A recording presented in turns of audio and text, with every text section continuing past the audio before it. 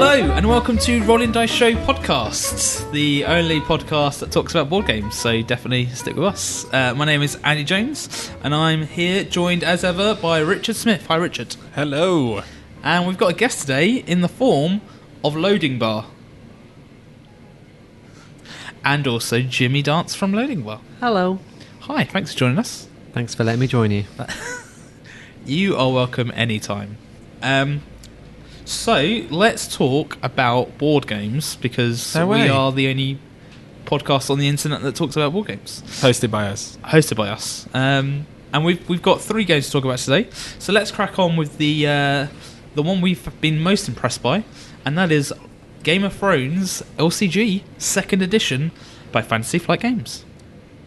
Yes, let's talk about that, because it's freaking awesome. Perfect. It's great. We've got a review coming out for it on our YouTube channel, but today we're going to talk about the melee format. And you may not know what the melee format is, and that is good because Richard has pre-prepared a little shtick about it. So, Richard. A little bit of shtick, a little bit. I haven't pre-prepared anything, but thanks for raising the listeners' hopes there, Mr. Jones. First of all, I'll just give a quick overview of what Game of Thrones, the 2nd edition card game, is, for those that might not know. It's a living card game by Fantasy Flight Games. Obviously, as the name suggests, it's focused on Game of Thrones. It's alive! You're going to put together a couple of decks, and as in every living card game, you're going to put together a deck and take it to beat your opponents. You're going to be marshalling characters from Game of Thrones, locations from Game of Thrones, events that are relevant to Game of Thrones, to gain power. There's 3 different ways to gain power, and that is military actions, which kill your opponent's characters, intrigue actions, which take away your opponent's cards, and power actions, which take away what are essentially victory points from your opponent. First to 15 wins. First to 15 power wins, sorry. And we thought it was that simple, didn't we, Andy? Playing 1v1 in the joust mode. It was, yeah, definitely. But then you introduce a 3rd player, or up to 6 players, and all of a sudden you've got... So you can do up to 6 at the same... Yeah. No way. Up to 6 players, and everybody then... one of the first things you do when in each round is to reveal a plot card, which gives you gold for that round, your initiative, and might have another effect. And when you're doing that in the melee, you also get a roll, and that roll will tell you who you're aligned with for that round, who you're rivals with, and basically completely changes the game. I guess in 6, actually, yeah, no, I'll take it back. 6 player would be good with that, because that was the problem we had with 3, that it was always... Nearly every time we played was 2-on-1, or you could only do... Whereas I guess if there's 6 of you, you'd have nice little pockets of suddenly I've got to play with the person the other end of the table. So the roles are titles from the small council, so it's like Master of Coin, Master of Whispers, the Hand to the King. They allow you to ally with some and not allow... They allow you to attack each other and rivals you with some, which makes it better for you to focus your attacks on. So it's quite a nice way to even out sort of the free-for-all, as it were. It means that you don't do the standard thing of attacking that one person that you always attack in games. Yeah. Andy. And the titles are given out at random, so there's no way you can just keep picking your best friend to team up with them. Yeah, I want to try it with 6 players now. It'd be joy. Yeah, it'd be crazy. I'd be quite up for doing it, but you'd need a big table, and it's a completely different game to the joust. I mean, Andy and I were saying straight after we'd played that our decks just weren't built for that, because you're so used to just having to deal with one threat, and like Andy generally plays quite an aggressive kind of controlling deck, and that's how he lives his life. How dare you? And that works fine when you're only shutting down one person, but when you have to look at threats from 2 or more places, that's all of a sudden a big problem. Yeah, it was doing all right towards the end. So I had a few big hitters, but I couldn't control both of you at the same time, which was a real downside. And in the 3-player game, it felt to me as though it was as much down to the look of what roles you got than Yeah, that's anything what I'm else. thinking. The more you had, the less that would be. Because at least then everyone would at least be attacking. You'd have 2 threats, you'd have 2 allies, or it would be a little bit more balanced than what we had with 3, which is like whereas always one of you each turn is. Yeah, I think 4 would work a bit, kind of a bit 4 or nicer. 5. 4, 6, 5, trying 6. to keep track of what everyone had, I think, would be a nightmare. Yeah, 6. I'm not sure. But I'm looking forward to 4 trying would be 6. good because you'd end up with your little, like, pretty much 2 factions every time. Yeah, That'd be cool. which would work. Yeah, very good. So, I mean, me and Rich love Game of Thrones, the card game, 2nd edition. But Jimmy, you've never even seen No. a throne or a game. I don't know anything about them except for the of. I know of. You know of quite well. How did you find your first? It was first good game? because you've taught me through the Star Wars LCG before. And we played the Star Wars LCG. Yeah. Talked and played, my friend. Well, to me, I just was lost in your words. So I knew some of the mechanics, and obviously we have plot cards that had mission cards. So I had a vague idea what I was starting with, and I thought it was really good. It was good. I liked having the different types of attacks and Yep, doing different things. So that's cool. yeah, Jimmy played with a Targaryen fealty deck, dragons which was he had all the dragons. until you killed my dragon lady. I may have taken out Daenerys Targaryen. Yeah, Dragon put Lady. her to the sword, I believe. Sometimes that happens. Which I liked the mechanic that when that character is dead, all those cards. So at least if someone's got a cheeky deck with all of something, you wipe that out, which is yeah, when deck building, it's sort of a case of, well, I need maybe 2 or 3 copies of this character, so I get a better chance of getting them, and potentially giving them extra lives. But also, when they're dead, they're dead. if you only get 1 out and they die straight away, that's it. You've got 2 deaths in your deck now. So it's an interesting mix. But Melee really changed the game, and it's definitely something we want to try more of. But I think how much have you not for spent us. so far, Andy? Because I know you buy the starter set and you get your decks, but like, what else would you need possibly to play? What would you recommend? so. Jimmy's not hinting at the fact that you need at least 2 core sets to build any great decks. He's commenting on the card sleeves and playmats that myself and Richard have And boxes. invested in. I know, I can't believe it. I hate myself, but Yes, Richard's got an Ultimate Guard deck box, which is 1 step further than. I still think if you're going to do it, that makes to be able to open. it's so lovely. Like, Are you kidding me? How you changed? I only mean normally the problem with those was when we played Star Wars is sifting through to go, all right, cool, you can have like these cards. This is to be able to go and take whatever it is, 2, 3. I'm sorry I wasn't as prepared when we played Star Wars. I know. But I can see what if you're going to play it or try to get into it and play it properly, it's almost like a necessity to have something like that where your decks are. Because whenever we played any of those sort of games from Fantasy Flight, we waste ages like going through the variables and it's setup and any kind of any of those games. I mean, when we used to play X-Wing, we used to sit down for about an hour deciding what we wanted, and then we would play for 2 hours.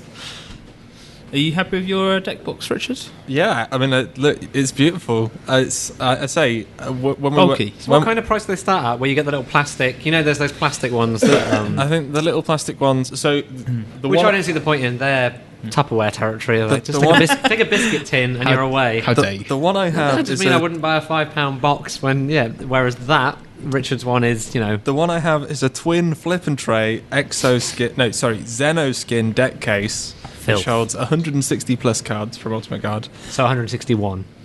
No, it's probably got a lot more space in there. Way more plus. Way more plus. And it's real good. I think the kind of end that you're talking about is like £2 to £3. That's what I'm saying. I think And they this- don't do anything beyond the biscuit tin. No, Like, you might as well. this is about £20. That's not bad. And it's got. The reason I got it was because it lets me have 2 decks in it, like all And made your- up and and your little sleeved. tokens. Don't forget the And token draw. It's got a tray for all the tokens, so I can just have that, and I'm ready to go Have wherever. you got your name stitched into it yet? No, no, that's just done too far. I don't would want to be be amazing. associated with it in If case. found, please return to then your family address, not your home address. Just, if my family found out I'd got that, I'd be a disowned Jimmy. That's not going to go down well.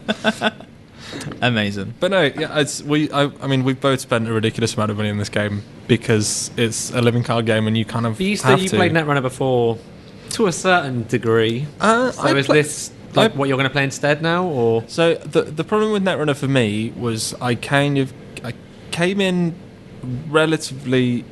I think we were fairly early in the cycle, but about a year in when it started Netrunner, and then I dropped off for a bit and tried again the year later and put together a few decks, bought a few of the little booster packs, but there's just so much there, and that game is huge, even in terms of. If you want to play Netrunner, you need to have two separate decks that essentially play two different games, because you have because the Game of Thrones one doesn't have that, does it? You No. don't play. You're not swapping sides halfway through. Or, no. So with Game of Thrones, you choose the faction that you want to lead your deck, and then you can So then, is the second one you have mainly because someone can't play as the same faction, or they can? no, you can do Targaryen versus Targaryen. Yeah. Yeah, no, I think the difference is in Netrunner to Game of Thrones. I think I enjoy Game of Thrones more. The bluffing aspect of Netrunner always annoyed me, and there's so much more closed, sort of hidden information. Yeah, whenever I played Netrunner, I had to play kind of fast decks because I was useless at pulling people into traps. So like I needed it all done and over with before I had to do any of that. Yeah, I think there's a much more like intensity to Netrunner, and it just riles me up more. Whereas Game of Thrones is a bit more. So you're going to play it for a while, you reckon? I hope so. Yeah, I mean we've Richard's committed, so we've he's both already got his box. We've both got 2 core sets and the first chapter pack. The second chapter So you pack. both got 2 core set. Yeah, so Not like you both bought the box twice. yeah, we have What? because You've got to. This is You've got 2. I see what you mean there. This is the thing that's kind of a positive and a negative for the game. Is And- this in the same way with X-Wing miniatures where we bought 2 start? Like, you sort of needed it to get the right things to be able to build anything. Yeah, basically. So you get 1 copy of each card in the core set, which is great because it gives you a selection and lets you try everything Yeah, out and see learn. what you want. Comparing it again to the Star Wars LCG, where you don't have enough cards to play with one of the factions. Two of the factions, but yeah. Two of the factions, sorry. Whereas with this, you've got enough cards for... well, the decks it suggests to put together in the back are essentially just jamming all of the cards from 2 factions together. Which works, but it's not going to be competitive. But it means that you've got 4 decks out of the box that you can play with. Because of the way that you can duplicate cards to essentially give them extra lives. Which I think is quite Wh- cool. which is I cool. quite like that. Like, there's pros and cons that it's a waste because it's still one character, isn't it? The way it behaves. But because But it's there twice, yeah. so... But because of that, at the moment, the only way to get additional copies of those cards is to buy another core set. So if, like, Andy's Lannister So are deck... there any other... What boosters came out at launch for it, or they haven't yet? So, no, nothing came out at launch. At the end of December, there was the first chapter pack, which introduced new cards, Yep. but there wasn't any overlap with the characters. So yeah, you are stuck with if you want to build a deck and test. Right like, now. it's all... Yeah. I don't know. think Dragons, you'd have to keep buying the Yeah, starter yeah, set to get yeah. those cards. Yeah, Yeah. and Daenerys Or Targaryen... eBay, as I'm sure there's people selling off the cards they don't want. Yeah, but further down the line, this because it's kind of where we are right now is at the beginning of Game of Thrones in the kind of chronology of it. So the idea is that as the story progresses, so do the chapter packs and like the deluxe expansions. To a point, like this, there's a bit of blurry lines with all that, but it means that right now, Robb Stark is just a lord. So he's not. He's just a boy. Means nothing, but carry on. Jimmy doesn't have a clue. So he's the guy that becomes King of the North. So presumably further down the line there will be There'll be a card Robb that's- Stark, King of the Oh, North. okay. And then you'll be able to use that with the existing Robb Stark card. Yep. And whichever one you play first will be the one that it is. Then the card you play second will act as the duplicate to that first one. Oh, okay. So they're not independent. It's Yeah. the same thing. That's So cool. so further down the line, you won't need to buy does the that mean core you set. could get a cheaper version of someone to put out, and then the more expensive one goes in like free? No. So the one that you play first is the one that's active. So the other one would just be an extra life for Yeah. the... Yeah. Okay. But it means you can bump up your chances of having characters that fit your Yeah. perks. Well, I where mean, it's like, it field means that this hopefully person. you won't need to, like, in a year's time, we won't be saying, yes, you need to buy 3 core sets if you want to be super competitive. Because you'd have... Yeah, But you will be saying, you can buy 1 core set and this chapter pack. yeah, I miss the days of like magic boosters, like blind packs, but I completely see why with LCGs they don't do that anymore. But I mean, if you look at Magic, and the reason people sleeve cards for Magic is entirely different to why we're sleeving cards in Game of Thrones. And it's because some of those cards are worth 20, 40, 50, 100 Yeah. pounds. Whereas you don't get any of that in LCGs because you need this card, this is where it's it quite... is. Yeah, I guess it's good for them because you don't have to monitor an economy and stop. Well, it means it's less pay to win and less luck with that. Yeah. But then I it's don't get fairer. to open tinfoil packs and go, no way. You've got Dice Masters for that, Jimmy.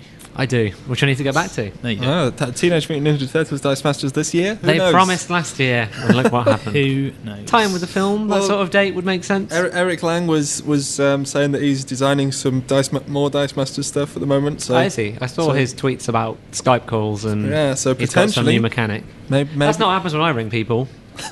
I don't come away with anything along those lines. Let's face it, Jimmy. Found out what I was getting for dinner. You know Eric Rizzle. Lang.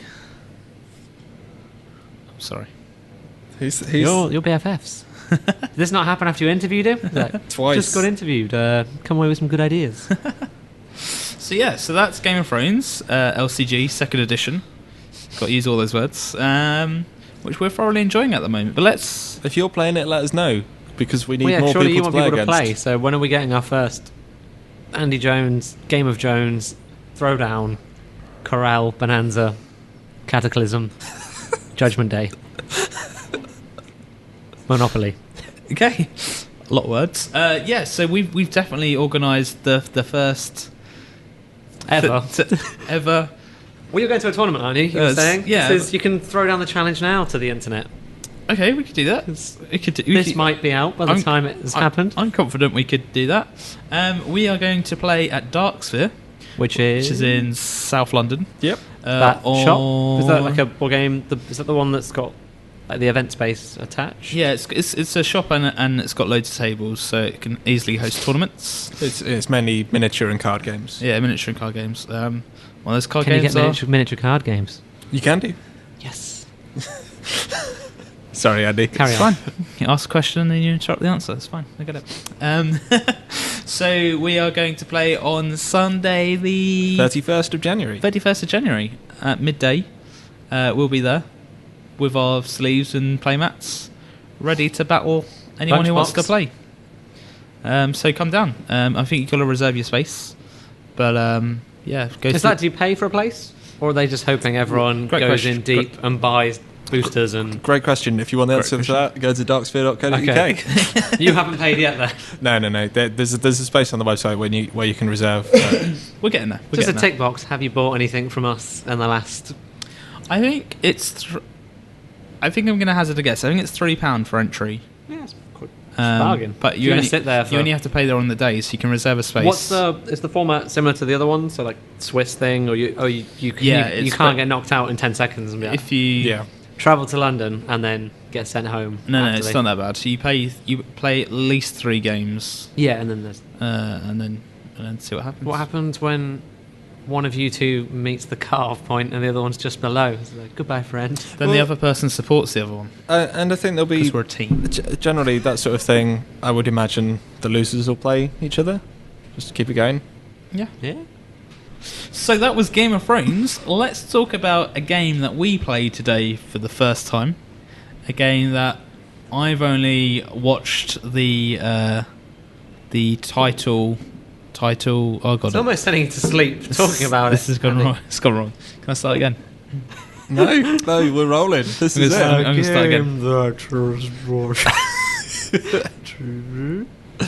So that was Game of Thrones, LCG second edition, and now we're going to talk about another game that we played today for the very first time.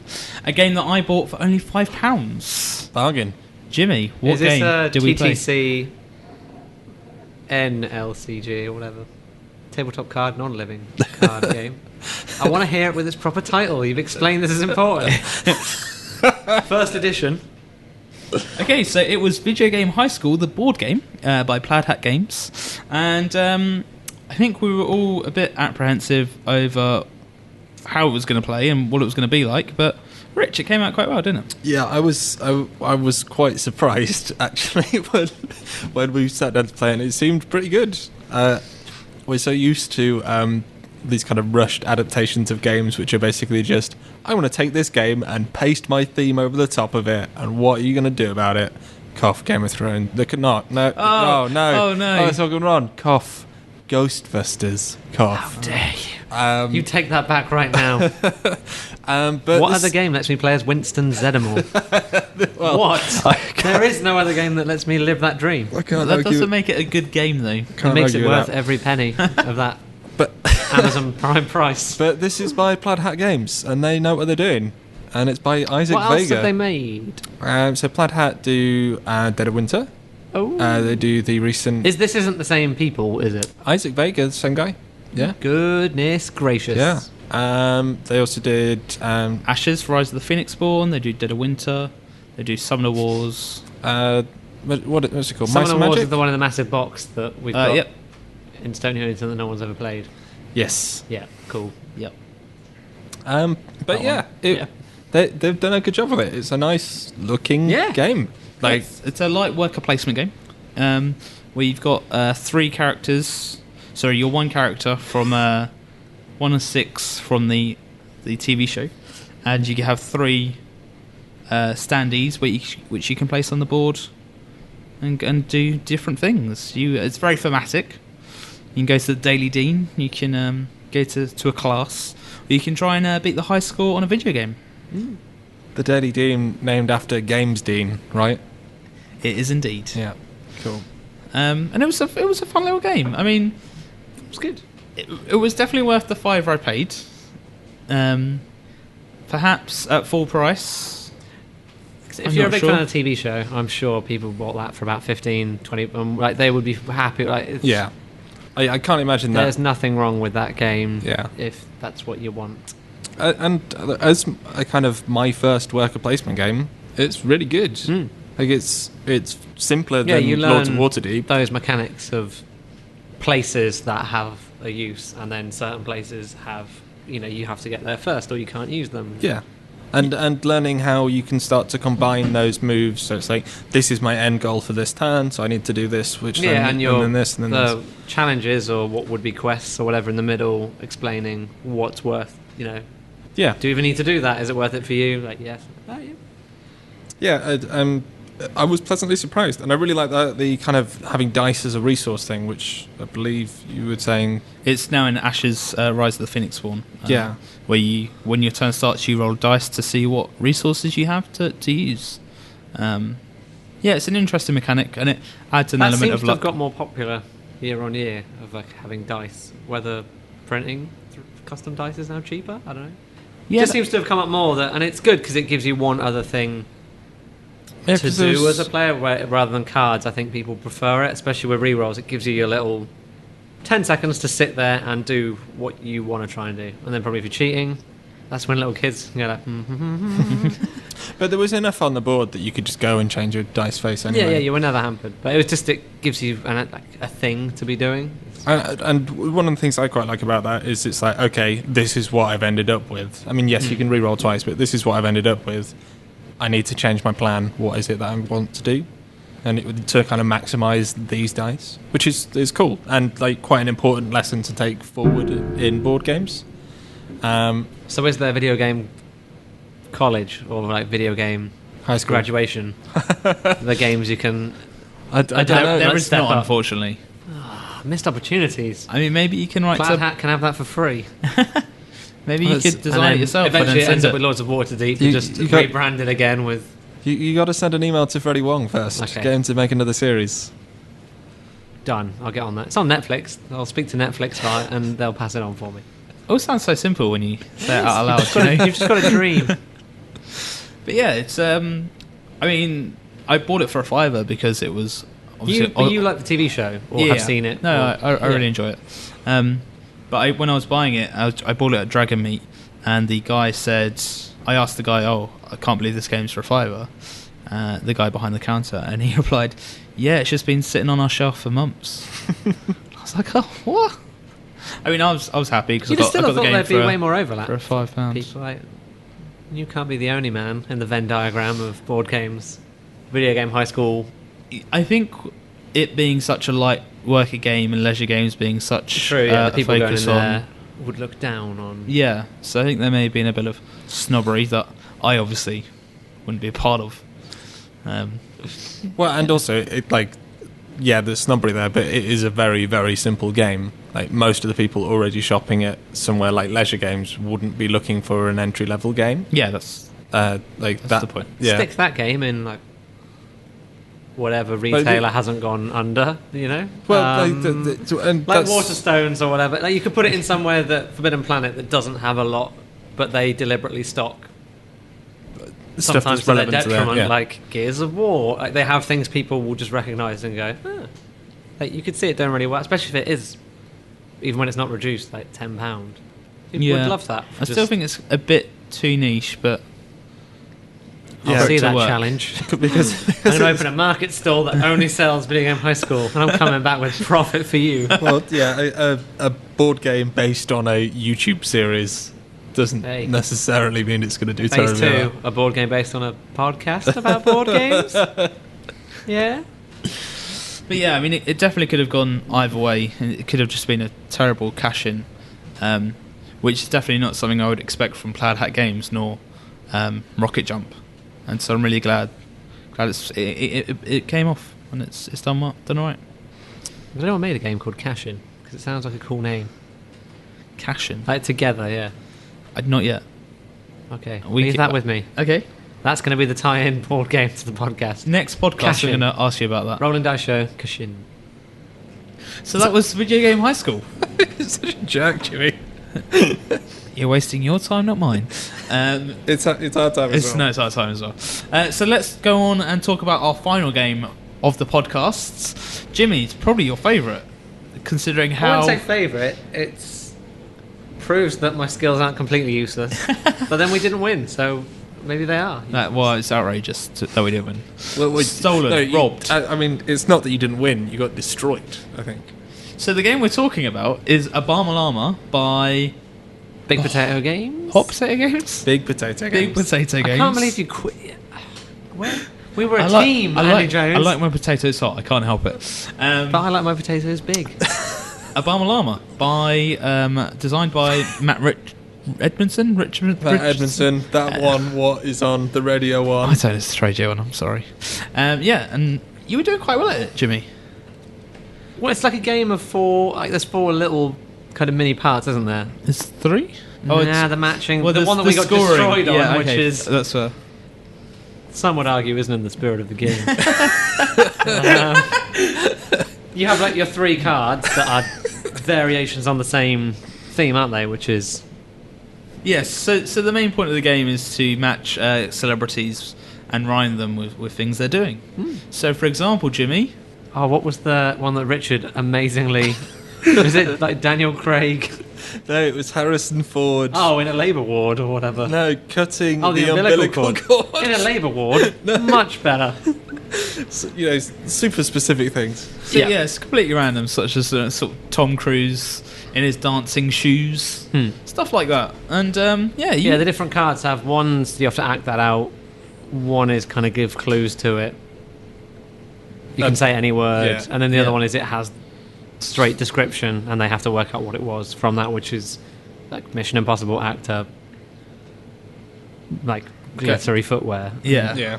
And if you manage to hit 3 clues on Yeah. your turn, or when you have a multiple of 3 points from that, And this is when the game falls apart. then you do. I can't remember what that game's called. There's like a grid of... Yeah, there's a grid of cards which are the Tom Cruise in his dancing shoes. I don't know, Taylor Swift and Britney Spears, garden Yeah, shoes. Britney Like Spears, Cockney garden rhyming shoes. slang, but for celebrities. that are all split up across the cards, face down, and you do the standard flip over 2. If they match, You keep them and go again. And at the end of the game, and you keep them, and you get to flip over 2 more cards. And at the end of the game, the team that had the most flipped over cards in their pool, Whereas the team were the that had winners. about 57 million Points. gets nothing. Gets nothing. Gets nothing. No. Taxi home, not even that. no, Which you lost. We were saying is there to level it out that even if someone is doing really well, you're seeing every card get flipped. And That's not the game. The game is the clues and the that's joking why I'm around surprised with it was there, but I can see why. I guess if you need to have keep it so that someone can win whenever, that's why it's there. Yeah. I think But I wouldn't have minded. But then we were winning. But I think it wouldn't have made too big a difference No. to be like, oh no, they're. It's all the same. Like it's just watching people make fools of themselves. It seems like a weird addition to that game that isn't needed, and honestly, if you're playing at home, you probably won't do that. That's not fun or amusing. Like, the rest of the game is if pretty you've funny. got someone that knows nothing about celebrity culture. That if you had kids with you, that's where the match thing would be Yeah. perfect. Because knowing most of the ones that came up, I don't think you would.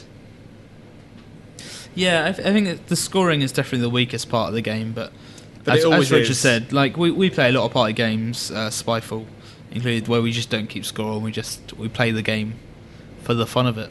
So I think you can get away without sort of the scoring part. I thought it was quite good for a party game. Yeah. Like it, of all the ones we have and have gone through, but It's quite a cool. nicely put together kit it's as well. and as far as how it's Like you roll a dice to see which card that you do, and those cards are all separate and kept separately in the box, which is the place that you play from. So rather than having it's quite 3 nice, like a separate little piles. podium for your. It's quite a nicely put together stuff. I don't think I've ever played any of the other Big Potato games. Linky is the other one that is the same, not Big Potato, but same. Yeah. Like publisher. That's the right Yeah, word for they it. But yeah, publish it. that's their big. Well, they've But then they license Linky, so I think they've weirdly it's not. It's by them, but it's not them at the moment. Yeah. And then Yeah. Still not played that either. it's going to become a quiz show on TV. Oh, really? Wow. That's which Insider scoop. Which is the same thing we were saying for Obama. They're all, and it seems to be the model they go for, probably because you can make more money afterwards. They're all sort of TV formats. Like they work as. Well, Linky is like you yeah. basically connect 4 where it's like, oh, here's 3 things. By the 4th one, what's the? Oh, they're all yellow. Cool. Well, And then Obama you could see being whatever panel show. Yeah, well, I mean, I think it came from the radio one, Matt. What's his face? That makes sense. He did it on his radio but show. But nearly every game they have they're all that sort of thing where it's like a parlor game that you could definitely sell the rights across the world and make lots of money, which well, going to make a board game. That's one way of doing it to like bring in more money that isn't. well, and also it People means have that to buy if you like one of their games, you're probably going to like the rest of their games, which yeah, is and quite you know, nice. for them, it works that it's all in the same port. Buy more of our games. Like if you're only buying one every Christmas, you might as well go back, or you're going to have a party. Yeah, There's certain people that would just be happy with. and there was a huge drive for Obama Llama over Christmas. Huge. Yes. Like all of the YouTubers were playing it on their regular shows and stuff. Like So we really could big crush push. them, Andy. There's still hope. Yeah, we definitely. There's always hope, Jimmy. There's always Never hope. lose. Jimmy hope. versus Zoella. There you go. Cool. That would be amazing. Challenge on. But yeah, That was good. It's a pretty good game, but it's nothing It suffered a exceptional. little bit because you were showing me Spyfall after that, Yeah. which I hadn't played, and We went on to Spyfall and Codenames, and both of them they're very different, but they are much better games. But Yeah. they're less reliant on the people that you're with. I'd quite like. I keep trying to review Obama Llama in my mind comparatively to other games, but as a party game, I think the only sort of review you need to go by is: has this made me laugh? Have I had a good time? And it's yes to both and of those. it has to work with for party games, that thing of if it's a mix of, like, you try and compensate, right? There's probably someone there that doesn't have a clue what board games are. There's probably someone that's a different age range. Yeah. There's probably, like, will a random group of 10 people all get something out of it? And like you do with that, it seemed to be like there wasn't anyone on the cards that I just didn't know. No, Like, there was always some way of getting it. I think the majority of the celebrities in there were known celebrities, and by that I mean you don't need to know about celebrity culture. Like, there are people like Harrison Ford and Tom Cruise that are like big names, Proper household names. Yeah. And I mean, that game did give me one great experience of seeing Jack, our friend, just completely stumble.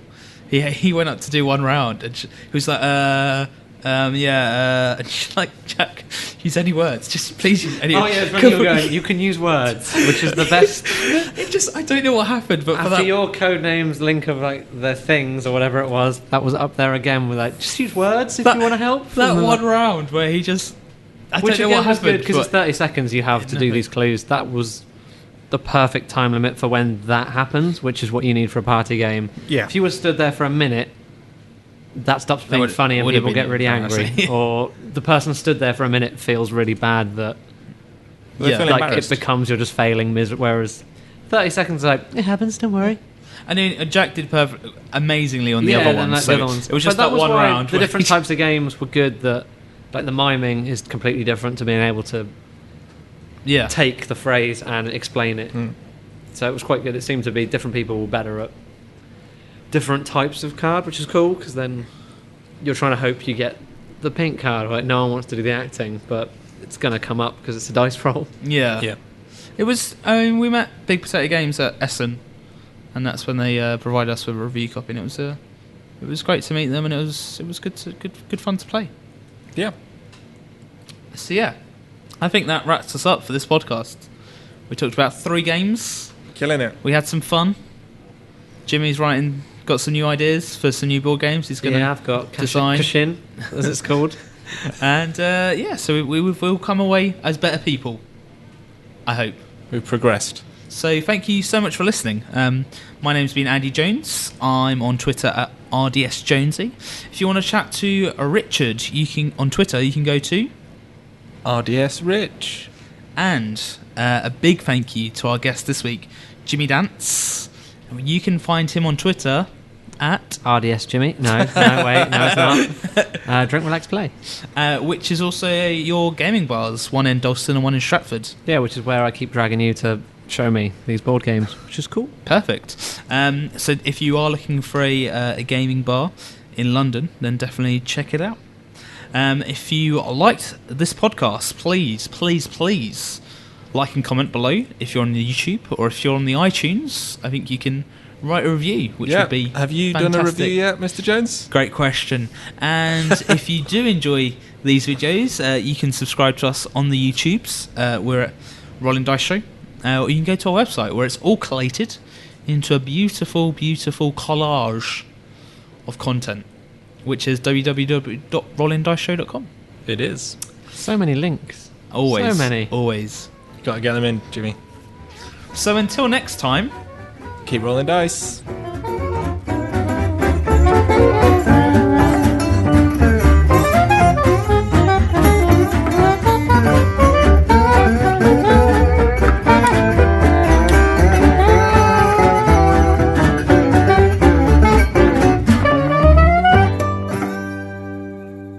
Bye-bye. Toodles.